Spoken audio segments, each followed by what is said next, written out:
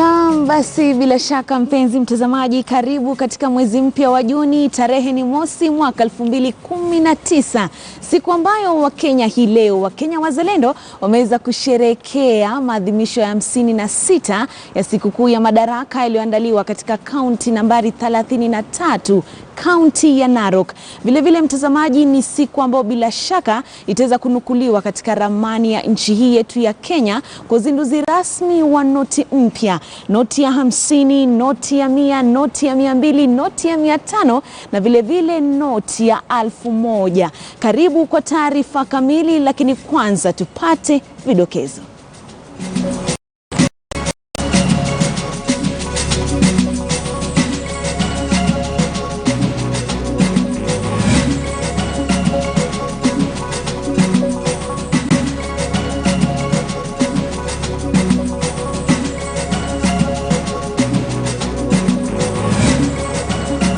Naam, basi mwelekezi wangu ananijuza kuwa bado vidokezo havijakuwa tayari, kwa hivyo tuanze rasmi na taarifa za Mbiu wikendi. Jina langu ni Frida Mwaka. Rais Uhuru Kenyatta amesema hatayumbishwa kwenye azimio lake la kupambana na ufisadi. Rais alitoa changamoto kwa taasisi za uchunguzi kuharakisha kesi za washukiwa wa ufisadi ili watakaopatikana na makosa waweze kufungwa jela, mbali na kurejeshwa mali ya wizi wa umma. Uhuru alisema hayo alipowapongeza Wakenya kusherehekea siku ya Madaraka huko Narok.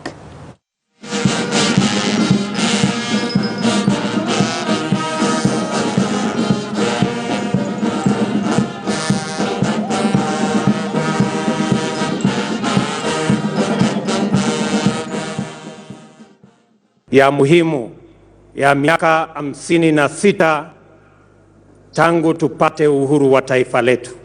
Mheshimiwa Rais, niungane na wale waliosema mbele yangu kukushukuru na kukupongeza kwa kuamua ya kwamba sherehe hizi ya Madaraka haitafanywa tena Nairobi, itafanywa katika kaunti zetu za taifa la Kenya. Na leo ni bahati ya Narok kufanya sherehe hiyo. Mheshimiwa Rais, ni njia moja ya kuunganisha taifa letu la Kenya. Tumeungana hapa leo na yale mambo serikali yako imefanya katika taifa letu la Kenya, ya barabara, ya stima, ya maji, ya kusomesha watoto wetu.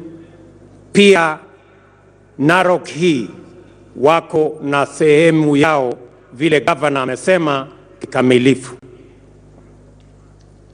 Na sababu hiyo, Mheshimiwa Rais, ndio watu wa Narok hii umeona wamejitokeza kwa maelfu kufika hapa leo, kwa sababu wanatambua uongozi wako na kazi ambayo serikali unayoiongoza imefanya katika kaunti hii.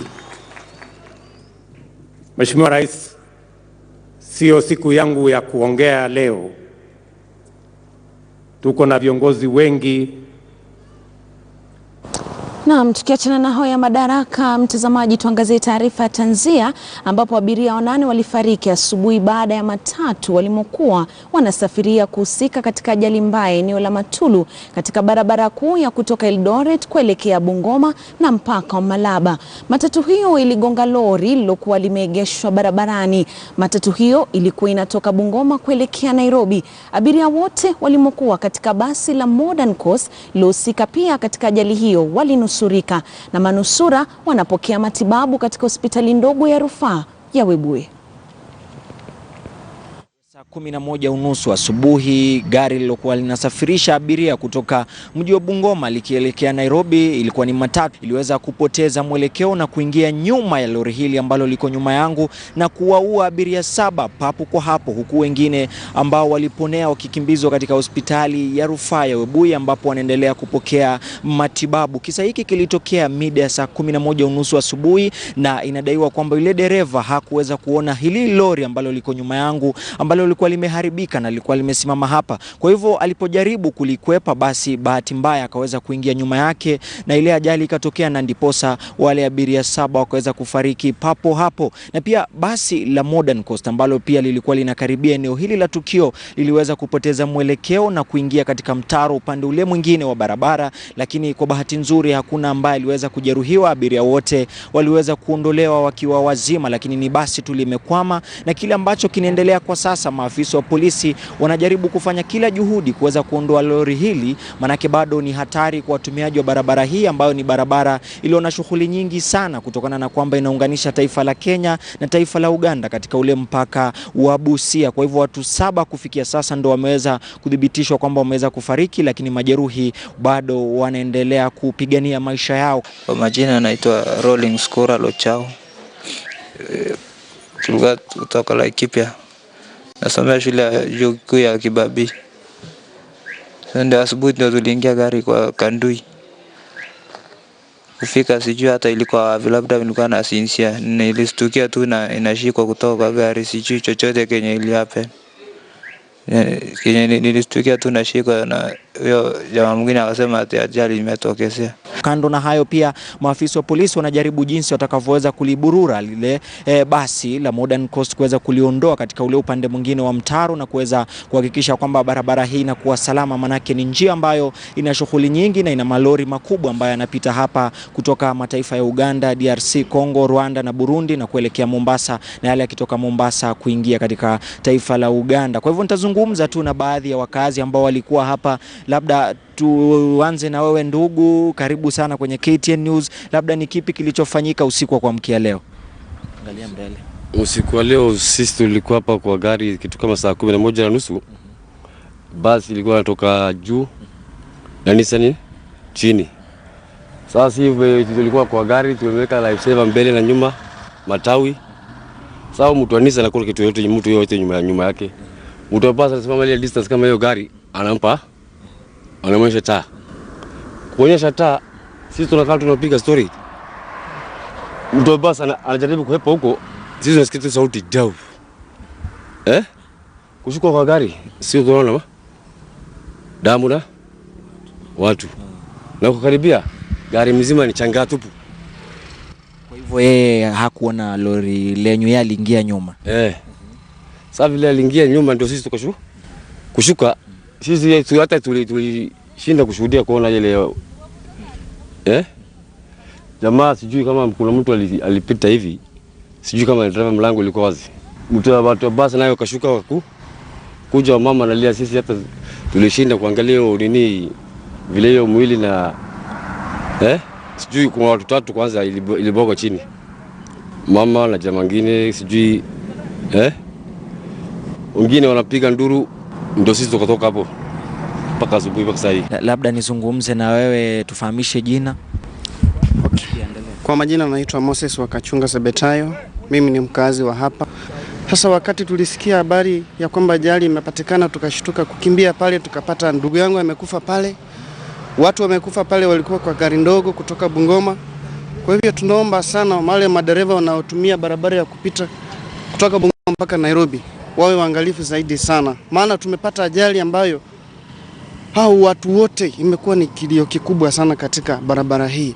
Juzi tumepoteza ndugu wetu hapa maeneo ya Matulo hapa kwa barabara tu. Hii barabara imemaliza karibu area hii, watu wote, wanaume wote wameenda. Tafadhali naomba serikali ichungulie sana hao madereva, wawe waangalifu sana, wasitumie pombe, wasitumie pangi. Wacha tu anapoamuka akuwe na malengo ya kujua kwamba anaenda barabarani. Na Nissan pia ilikuwa inatoka Bungoma, lakini wakati ilikuwa ina overtake trailer, iliona basi ilikuwa basi ya Modern Coast ilikuwa imetoka mbele. Sasa akajaribu kuhepa ile basi na akagonga kwa trailer. So huyo driver alipofika hapo akaweza kugonga hii lori na kwa nyuma, na hapo aka lose control na akaingia kwa barabara, na kulikuwa na basi ambayo ilikuwa inatoka upande wa Webuye ikielekea Bungoma, ikaweza kuigonga. So hapo tukapata watu abiria 6 waliweza kupoteza maisha hapo, na wengine wakapata majeraha wakakimbizwa katika hospitali ya Webuye. Walipofika hospitali ya Webuye kuna mmoja ambaye aliaga. So wale wameaga kufikia sasa ni watu 7, mwanamke mmoja na wanaume 6. So ile kitu ningeuliza madriver ni wawe waangalifu wakiwa barabarani, ndio hizi ajali tuweze kupunguza, kwa sababu utakuta mara mingi ajali zinatokea kwa ile tunaita carelessness on the side of the drivers, ambao wazingatii sheria za barabara. Kwa hivyo ni vema wakiwa barabarani wazingatie sheria tuweze kuepukana na hizi ajali. Na watu 7 waliweza kupoteza maisha yao baada ya lile gari ambalo walikuwa wanatumia matatu ile ya abiria 11 kuweza kuingia nyuma ya lori hili na kuwaua abiria 7 kwa mpigo. Na Wizara ya Maji imekiri kuwa kuna tatizo la maji taka nchini, wakati 20% ya Wakenya pekee ndio wameunganishwa na mitaro au mabomba ya maji taka. Hatua hiyo imepelekea miji mingi nchini kuelekeza maji taka kutoka makazi hadi katika mito iliyo karibu, hali inayochafua mazingira. Kulingana na katibu wa utawala katika wizara hiyo Winnie Guchu, serikali inaendelea na jitihada za kuimarisha mabomba ya maji taka na kuongeza kuwa hadi leo miji 17 itaunganishwa kwenye mabomba ya kisasa ya kupitisha maji taka katika kipindi cha miaka 2 ijayo. Aliyazungumza hayo kwenye warsha na wanahabari kuhusu usafi wa maji taka katika hoteli moja mjini Naivasha. In the next 6 months, we are going to do a lot of public education and public engagement so that people can actually start taking personal responsibility on issues of sanitation. We are only at 25% of sewage coverage, and while in water we are at 60%. So you can see we are pushing in a lot of water, but we are not being able to pull out all the water. So we really have to work very hard, because the 60% that goes in must come out. We are only getting 25%. So we have to work overtime to make sure that we are able to at least be at 50-60%. Our immediate target is that in the next 2 years that we at least hit 30%, so that we are left to cover the next 30% to catch up within maybe 5-6 years. And this will only happen when we have 17 towns where we are already doing the sewage systems. So those projects are going to take about 2 years. So when those projects are complete, we are sure that we will be able to hit the over 30%. Wakati huo mtazamaji, gavana wa Benki Kuu Daktari Patrick Njoroge amezindua noti mpya katika hafla ya Madaraka huko Narok. Hii ina maana kuwa wanaotumia noti za zamani wana hadi Oktoba 1 kuzitumia. Tofauti na noti za zamani na za wakati huu, zina chapa za wanyama watano wakuu na jumba la KICC. Benki Kuu imeanza kutekeleza mahitaji ya katiba mwaka 2010 yaliyoelekeza sura ya fedha za Wakenya zisifungamanishwe na ya mtu jinsi ilivyokuwa tangu uhuru.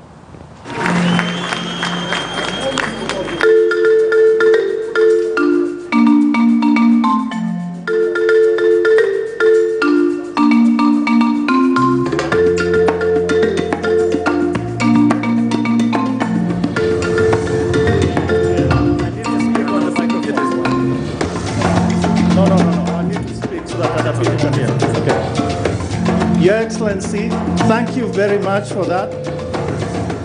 Now we need to show you a sample of them, but it's not just a sample. It's really the first set of banknotes, series A0001. So we'll open this. In here, Gavana wa Benki Kuu la Kenya hivi sasa anamkabidhi Mheshimiwa Rais noti zenye sura mpya. Wapi makofi wananchi watukufu? Mheshimiwa Rais ameshika 1000 noti ambayo ina sura mpya. Ameshika shilingi 500 sura mpya. Shilingi 200 yenye sura mpya. Makofi wananchi watukufu. Na shilingi 100 yenye sura mpya. Na vile vile shilingi 50 yenye sura mpya. Your Excellency, one of the things you'll notice is on the face of it, on the face of all coins, there is the image of Kenyatta International Convention Center, and on the back, one of them, the 50 shillings has green energy, features green energy. We have agriculture, as I mentioned. We have tourism, and also we have governance. The new banknotes have, on the reverse side, have images that actually show those particular features. In terms of security, we have twice as much security features on this. And one of the things you'll see on any banknote, you can touch, guza, you can feel, for instance, the numbers, and there's some, you can feel the differentiation on the paper. And also, for those of us that are visually impaired, there are some lines on the side that guide you. So each one of this. So in that sense, and one of the points that I would also mention is we were told that some of our citizens wanted smaller notes. And Your Excellency, you can actually put them in your wallet, just to demonstrate it for us. Na basi mtazamaji, hizo ndizo noti mpya ambazo zimeweza kuzinduliwa hii leo. Kumbuka kuwa sarafu mpya ziliweza kuzinduliwa mwaka jana Disemba tarehe 11 katika ofisi za Benki Kuu ya Kenya. Tukiachana na hao, ni kuwa leo saa 1 katika makala ya Wako Wapi takuwa na mwigizaji wa zama zile Abdalla Moi, ambaye alijulikana kwa kumuigiza rais mstaafu Daniel Toroitich Arap Moi. Mwanahabari wetu Mary Kilobi Atwoli alimhoji kwa kina huku Mombasa, lakini hapa ni kionjo tu cha simulizi za mzee huyo ambaye akizungumza mbavu zako zinavunjika ovyo. Makala yenyewe mtazamaji ni hapo mwendo wa saa 1:30 katika taarifa za KTN leo wikendi. My people of Kenya and my organization of African Unities. Mambo kusema wewe nasema mimi nakuja wewe kanyaga hiyo. Kwa hivyo hizo organization by the people of Kenya na hiyo ni maendeleo. Hebu tuangazie ama tuzungumzie familia yako. Kuna yeyote katika familia yako ambaye amefuata nyayo zako, ama kila mtu ameenda njia zake, hataki kujishirikisha na uigizaji? Mtoto dadangu ndio ana vituko sana. Sasa ingine ukujia kwambia bwana mimi nitaka mbuzi wa blue. Ushaona mbuzi wa blue mahali? Lazima ataka mbuzi wa blue. Sasa kaamba huyu ni Abdalla Moi, lakini mtoto sister yangu ndio upendelea sana. Lakini upande wengine kwa family wote ni watu wa Mungu tu, wapendi mambo ile. Hata sasa ngine kija mbaya wewe tumekuona kwenye nini bwana? Pale afanya promotion ya nini, afanya hivi. Afanya hivi bwana gani bwana yako bwana, kwa mzee tutakiuno. Sasa hiyo ndio because hata mimi huimba pia kwenye function nyimbo ambao utunga mimi ile, utunga mwenyewe ile kama comedy nini ile niliposa msichana pengine upande wa Kalolini mzuri tena kijana yuatia na imani kumbe naye analala kwa kula hawezekani namna hiyo kumbe wanidanganya kumbe kwa sukari kumbe kama hizo na nini unaona. Naam. Sasa ni ile ya comedy na nini ile, lakini maneno wa mtu lazima ateke ile. Kuna jibaba la ringa jamani nyumbani kwangu, mke wangu anipanga asema ni ndugu yangu, nalipijisha mpunga kumbe ni dume mwenzangu. Namna hiyo kumbe ulipatwa. Na basi mtazamaji, ukitaka kuvunja mbavu ni hapo mwendo wa saa 1:30. Abdalla Moi ana vishindo kweli, una sababu ya kukosa. Gavana wa kaunti ya Nairobi Mbiu Sonko amesema kwamba atahakikisha vyumba vya kuhudumia wagonjwa mahututi vimeongezwa katika vituo vya matibabu kaunti ya Nairobi. Akizungumza wakati wa ziara ya kushtukiza katika hospitali ya Pumwani jana usiku, aliwahakikishia wakazi wa Nairobi kuwa serikali yake inajizatiti vifaa maalum vya matibabu ya kisasa katika baadhi ya hospitali hizo.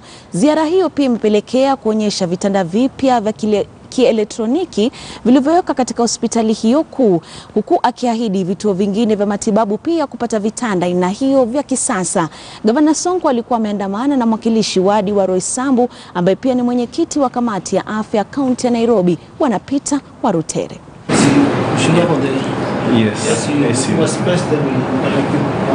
Yes. You have to press. Yeah, we have space. You are bringing 45. They are Mmepata kitanda kileo sawa. Sasa tumalizane na theater, alafu tujini na ICU. Tuweke at least 4 ICU rooms.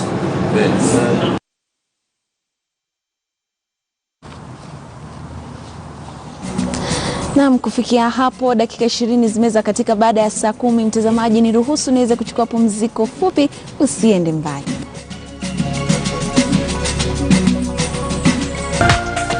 This is KTN News.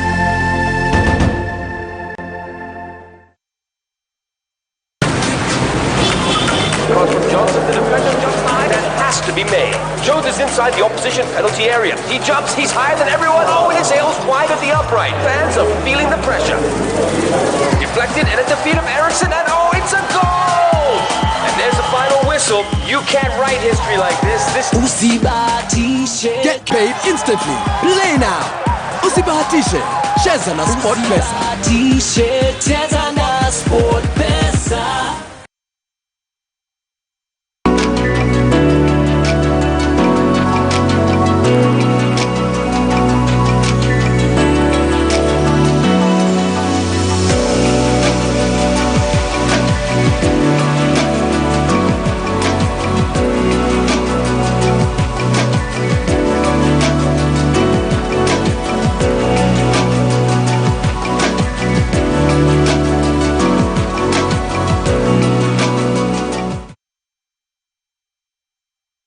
Tufue kwa kutumia sabuni yako na kutumia Ariel mpya.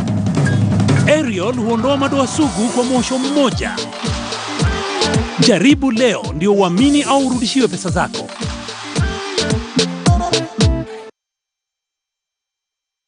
Africa is on the move. Farming with tech and moving mobile money. Turning trash into cash and finding our fortune online. So whether you're starting out on your own or budgeting for tomorrow, we are sharing inspiring ideas from across the continent and expert advice on how to navigate your world. For business news that's useful to you, get informed, get ahead with Africa Business from the BBC.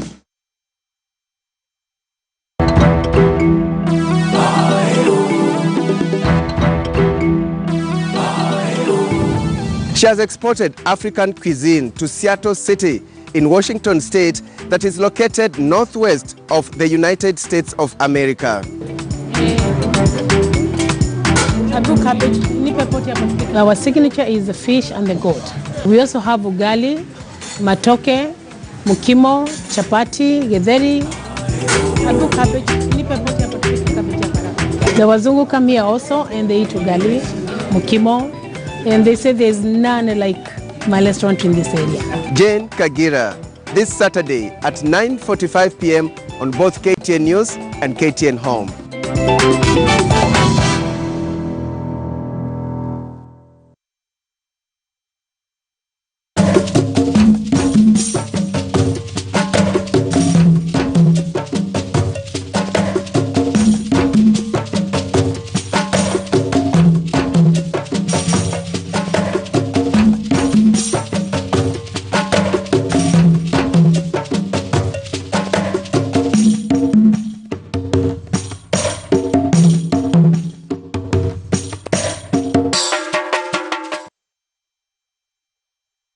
We value your feedback and welcome any comments, queries, or complaints regarding our news content. You can get in touch with us on SMS 22155, call 0719012450, or email feedback@standardmedia.co.ke, or you can send us a letter on Post Office Box 30080-00100, or deliver it to our offices at Standard Group Center, Mombasa Road, Nairobi. This is KTN News.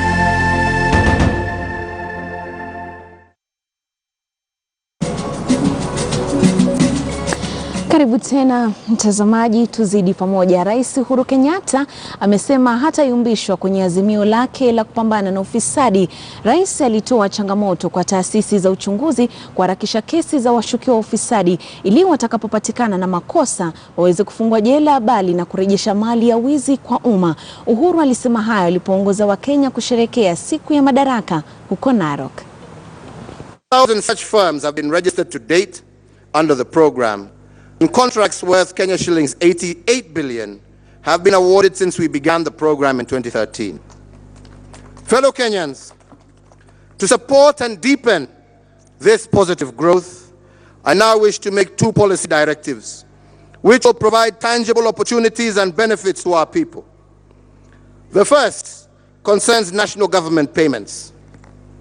As you are aware, the government is the largest consumer of goods and services in our economy. Many small businesses are built to service this demand.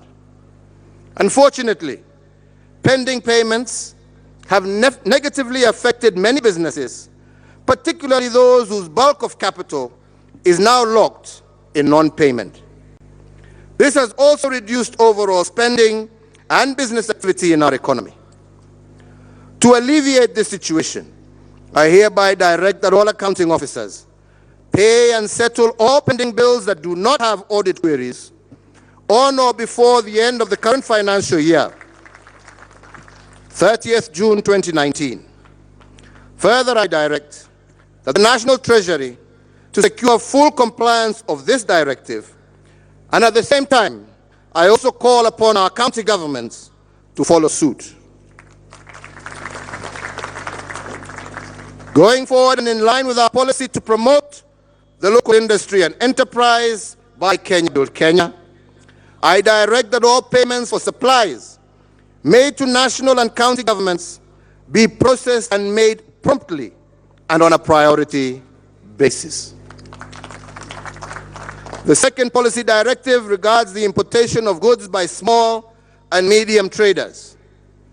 In my working tours over the last week, I have received consistent feedback from wananchi and the business community that the Kenya Bureau of Standards has, despite its good intentions and in lawful discharge of its mandate, overly constrained the importation of goods by small and medium enterprises. It is true that KEB's inspection exercises have been leading to delays in the release of imports. Accordingly, and to strike a better balance between enhancing the ease of doing business in Kenya on the one hand and protection of the public from harmful imports, I hereby direct the Kenya Ports Authority, the Kenya Revenue Authority, and the Kenya Bureau of Standards to honor the pre-shipment inspection done by appointed agents. Imported goods, therefore, should not be subject to additional inspection at the port of entry, except for cases legitimately suspected not to conform to the set standards. We shall also initiate business tax reforms in the coming finance bill and also restructure port logistic operations, and all efforts will be made to guarantee the predictability of business operations. Fellow Kenyans, we can take pride in modernizing our infrastructure, connecting more households with electricity, and look forward to the benefits that continue to accrue to our people. The Madaraka Express will soon roar into Mahio in the coming months, marking the completion of Phase 2A of the Standard Gauge Railway project. It will inject new economic vigor and activity into this area, which will also pay host to Kenya's premier special economic zone and industrial park.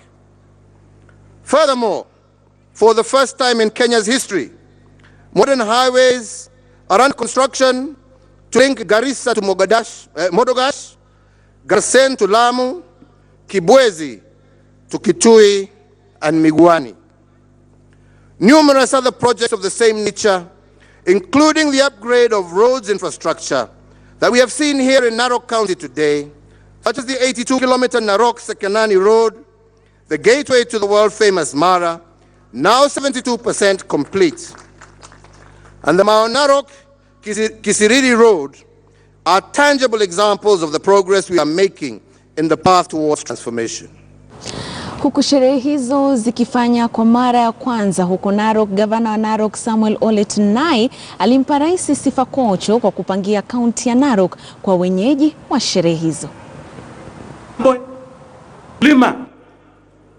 The backbone of the economy of this county, Your Excellency, ni ukulima pia. Na barabara ni muhimu sana, Your Excellency, kama tunaweza kufikisha vyakula vyetu kupeleka kwa masoko. Your Excellency, tunashukuru sana. Barabara hii ambayo inatoka Narok kwenda huko Sekenani, karibu lami imalizike, itafungua mambo ya utalii na biashara. Na tunashukuru sana Your Excellency.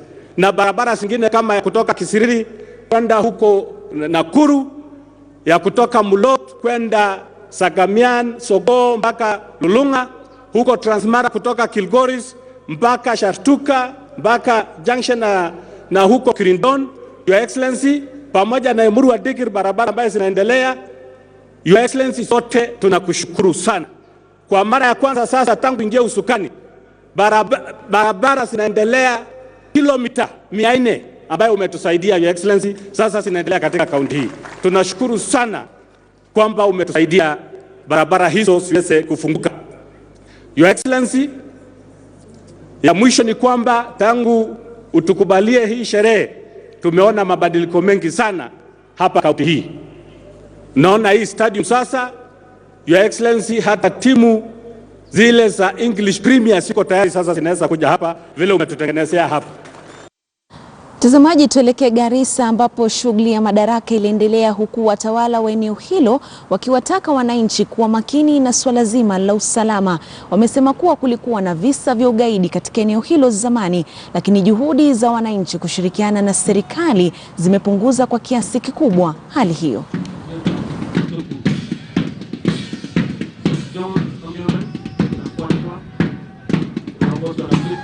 Wageni wetu wote tuna wasalimu, tuinuke kidogo, tusonge kidogo.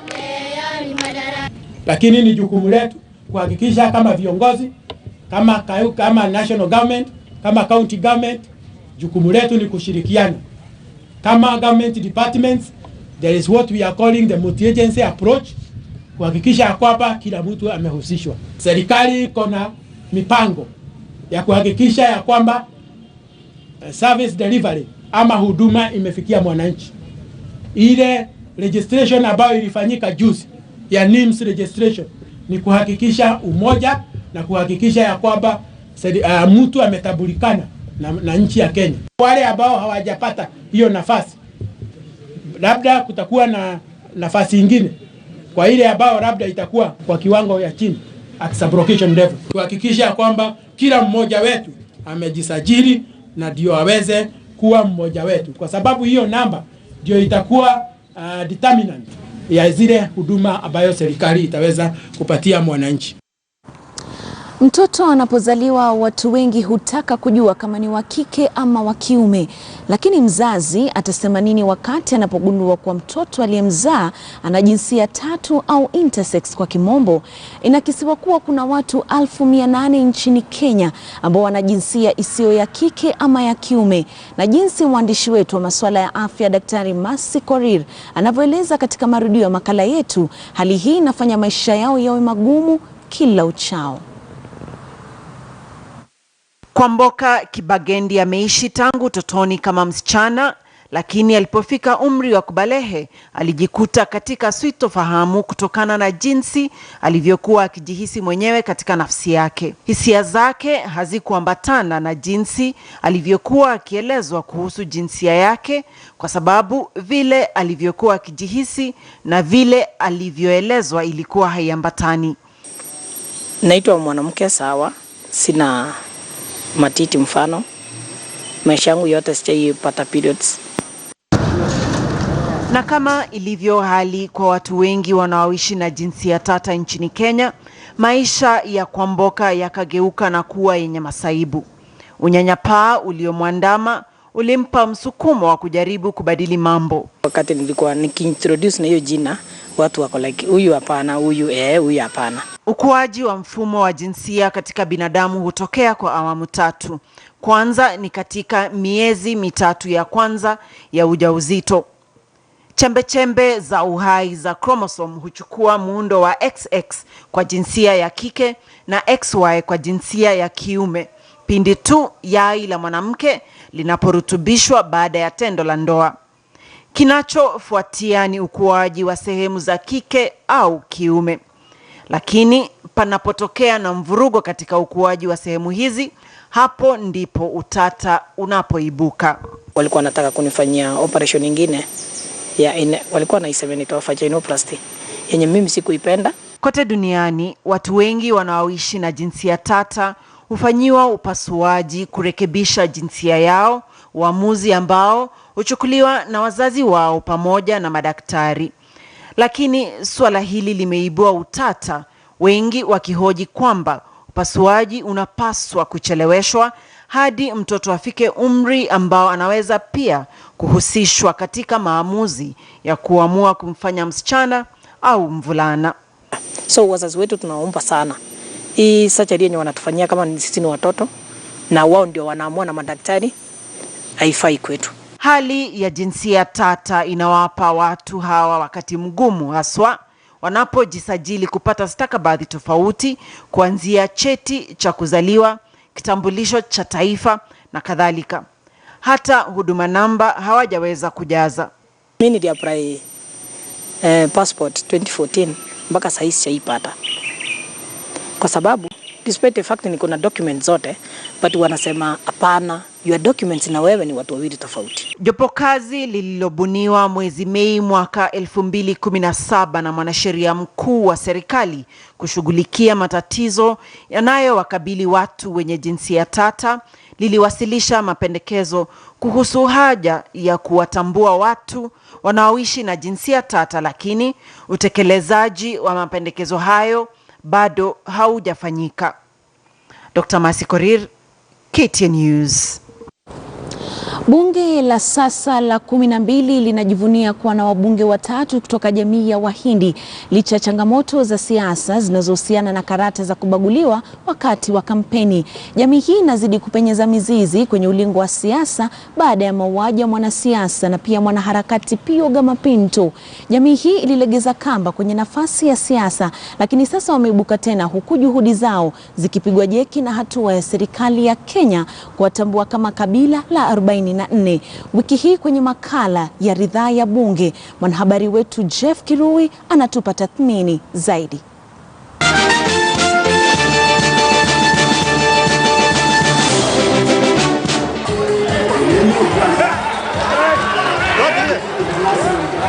Jina lake rasmi ni Shwarap Ranjan Mishra, lakini wenyeji wa eneo bunge lake la Keses wamembandika jina la Kalenjin. Anek gure ki prabarab chelule abunu Keses na andigityo gureriet kapchep kendiot kapamai kaboje. Mishra ni kati ya wabunge watatu kutoka jamii ya Kihindi waliochaguliwa kuhudumu bungeni. Mwingine ni Shakil Shabir ambaye anahudumu muhula wake watatu kama mbunge wa Kisumu Mashariki. Onyango Wanmogo. Onyango is name and Wanmogo is the one with the unga. Yeah. The reason being that for the last 12-13 years I contribute to each funeral in my constituency. Kisha Rahim Daud ambaye anahudumu muhula wake wa pili kama mbunge wa Imenti Kaskazini. I'm called Mwana wa Njuri. That is, I'm a child of the jury or a son of the jury. Shakil Shabir na Rahim Daud walizaliwa humu nchini. Shabir akizaliwa mjini Kisumu na mwenzake Daud alizaliwa eneo la Lare, Igembe Kaskazini, kaunti ya Meru. Kabla ya kuchaguliwa kuingia bunge la taifa, wawili hao walichaguliwa kama madiwani. Shakil Shabir kama diwani wa Kisumu kabla ya kupanda madaraka kuwa meya kwa miaka 4 kati ya mwaka 2000 na mwaka 2006. I can tell you I know more about Kisumu East than very many politicians who have even stood for Kisumu East. So the dynamics and the people and their needs is something that I have learnt over the last 20 years since I was a member of the mayor of Kisumu. Daud akijitosa siasani mwaka 2006 alikochaguliwa kwenye uchaguzi mkuu wa mwaka 2007 kuwa diwani wa wodi ya Meru mjini, na uchaguzi mkuu uliofuata akilenga nafasi ya ubunge alikoibuka mshindi. I was born there. I'm born in Meru. My mother is born there. We've lived all our lives there, 3 generations. Kinyume na wawili hao waliozaliwa humu nchini, Shwarap Mishra Kiprop alihamia nchini mwaka 1997 kama daktari anayeshughulikia masuala ya afya ya wanawake. In my biological life, if I have done one decision great, by the grace of God, by decision coming to Africa and to Kenya, and that to Eldoret, that to Kalenjin community. That is the best decision I have taken in my life. Because they have given me 3 lives: academics, business, and politics. Safari ya watatu hao siasani imekuwa na panda shuka kwa kiasi chake, hususan wapinzani wao wakitumia karata za kabila na hata wakati mwingine kujipata katika makabiliano ya vita kwenye kampeni zao. There is always a bias that you do not belong to that community. So I overcame it through the good work I was doing, because even before I was elected, much before, I had done a lot for the community. I'm afraid that the politics of Kisumu East, Kisumu West General, Kisumu East particularly, had been very violent and had a lot of fors and againsts. Kwa Mishra, kando na changamoto zingine za kisiasa kama vile bango lake kuraruliwa na baadhi ya wapinzani wake kutumia karata za kumbagua kikabila na rangi yake, ni pamoja na changamoto ya kimsingi kwake kukosa kujua mipaka ya eneo bunge alilonuia kuwakilisha. I went and Apkoi.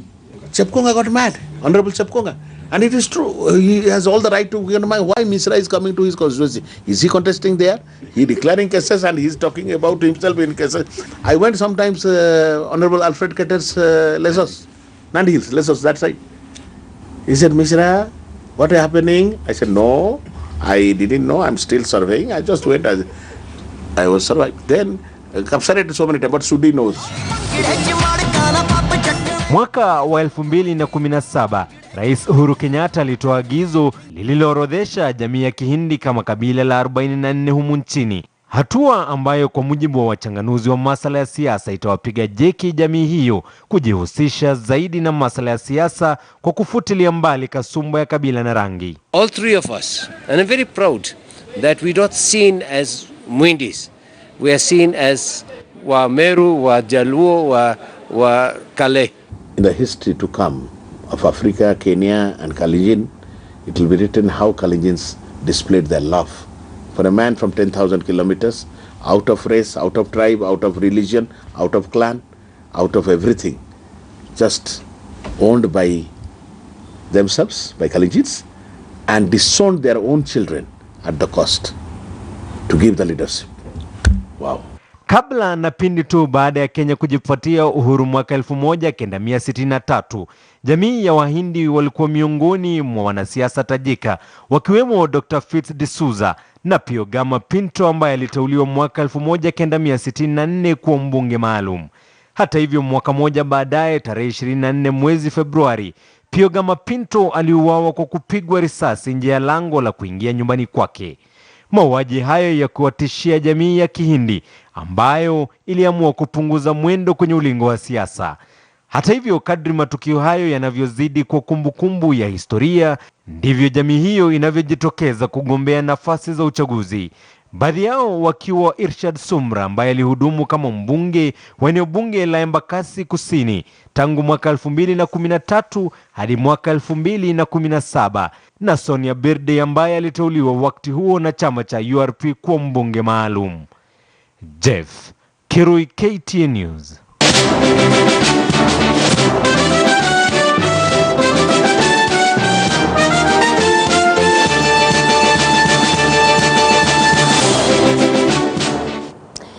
Na Basi tuelekee sasa katika makala ya mirindimo ambapo naibu rais William Ruto amesema Raila iweza kupata kazi ya waziri mkuu huko Uingereza.